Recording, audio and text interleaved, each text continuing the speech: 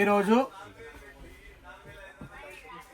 తెలంగాణ రాష్ట్రం నుండి పెద్ద ఎత్తున ఢిల్లీకి ఇలా స్పెషల్ ట్రైన్లో ప్రతి కాంగ్రెస్ కార్యకర్త బీసీ నాయకులు అందరూ ఈరోజు ఢిల్లీకి తరలి వెళ్ళడం జరుగుతుంది.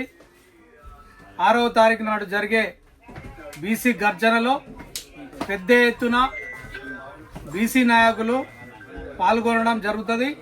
దీన్ని కేంద్ర ప్రభుత్వం కనువిప్పి చేసే విధంగా కేంద్ర ప్రభుత్వం 42% ఇక్కడ ముఖ్యమంత్రి రేవంత్ రెడ్డి గారు ప్రతిపాదన చేసిన 42% బీసీలకు ప్రత్యేకంగా కేటాయించవలసిన అవసరం ఉన్నది అని కూడా ఇలా తెలియజెప్పేందుకే ఇలా ఢిల్లీ ప్రయాణం జరుగుతుంది.